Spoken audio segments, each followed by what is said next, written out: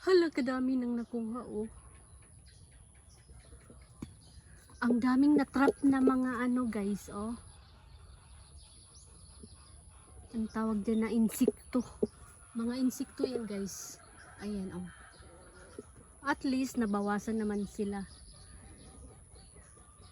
Kasi yung mga bunga tinutusok nila.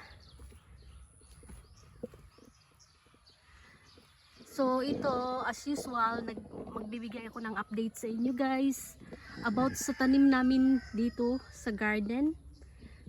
Ito nga pala yung ano, siling labuyo. Meron na kaming tanim na mga ilang puno. Ayan guys, siling labuyo. So itong isa, nagsisimula na siyang mamulaklak. Ayan. So, dito ako sa talungan ngayon guys kasi mamimitas ako guys. Nung nakaraan, hindi ko na video yung pangalawa at pangatlo kong pitas. So, ngayon pang-apat na pitas na to guys. Ayan, ang lalaki 'di ba?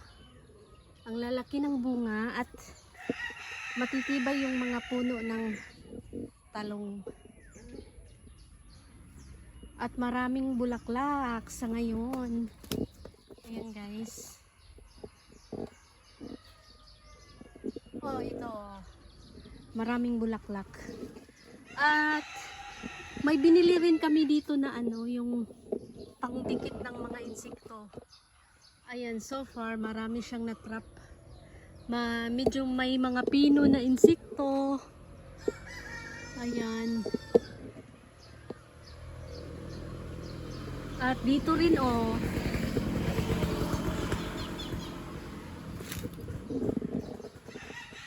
Dito rin guys, ang dami guys. Oh, ay, ang dami. Ang dami talaga.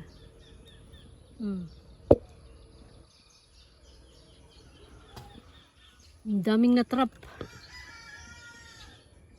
At least nabawasan man lang yung mga insekto talaga. Ayan oh, ang lalaki ng mga bunga ng talong. Ayan, marami akong mapitas ngayong umaga. At makailang beses na rin kaming naggulay sa pitsay. Ayan. Kahit papano hindi na kami bumibili sa merkado ng gulay. Pag tinol ay, pag halimbawa sinigang, meron na kaming panghalo sa sinigang. Ayan. Ayan pa. Malaki na rin ang puno ng mga pitsay.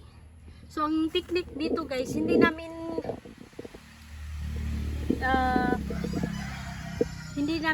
talagang binubunot yung puno. Yung ano lang, yung dahon lang talaga ang pinipitas namin sa pitsay para patuloy siyang magbibigay ng dahon. Ay.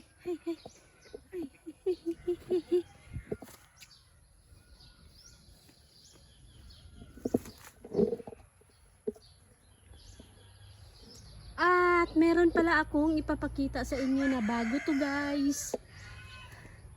Kasi sa sobrang init ng panahon ngayon, kaya naglalagay na kami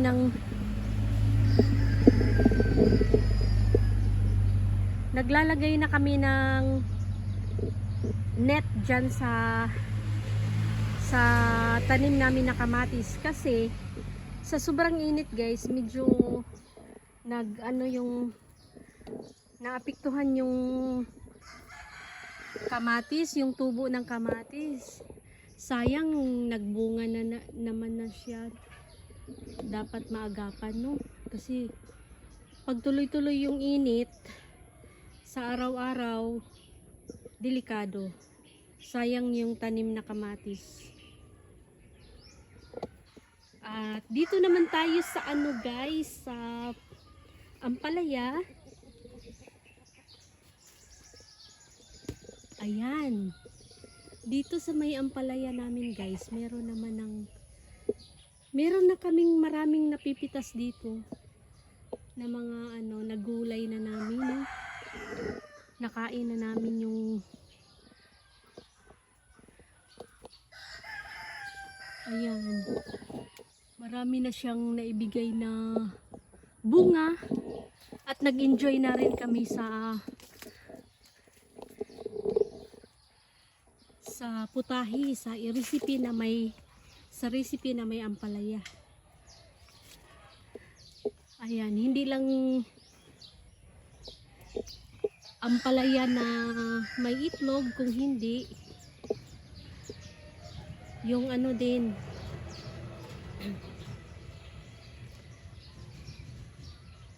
ampalaya na inahalo sa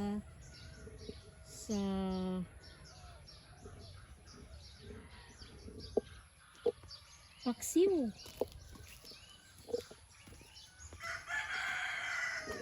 At yung paksiw naman hinahaluan rin namin ng talong.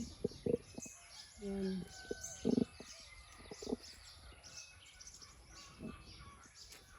So matagal-tagal pa tong matagal-tagal pa tong survival ng mga tanim namin kasi alaga sa dilig at nababantayan din naman sa mga predator guys, like sa mga manok. Ayan, usually yung mga manok kasi gustong gusto yung lupa na dinidiligan, so dyan din sila magkalaykay guys.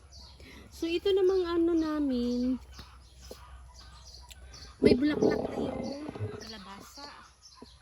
Ayan, yung bulaklak ng kalabasa, namulaklak na. Kaso hindi pa siya yung bulaklak na may bunga. Sana siya. Yung talagang may bunga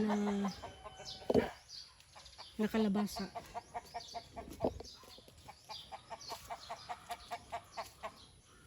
Ayan.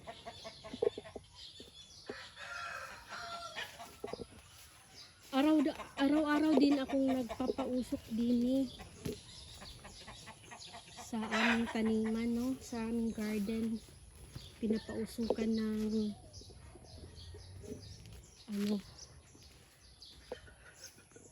bunot. So magpitas na ako guys.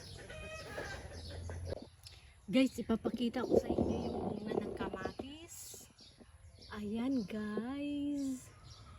Ayan, di ba? Nagbunga na siya. Ayan. Kaya talagang nilagyan na namin ng parang greenhouse na siya. Kasi may trap para sa sunlight guys. Kasi sa tuwing tanghali, grabe ang init dito. Grabe talaga. Sobrang init. So at least, makasurvive yung tanim na kamatis. Sayang, kabubunga lang niya. So, salamat sa panonood guys. At ito lang naman po ang update. Bye!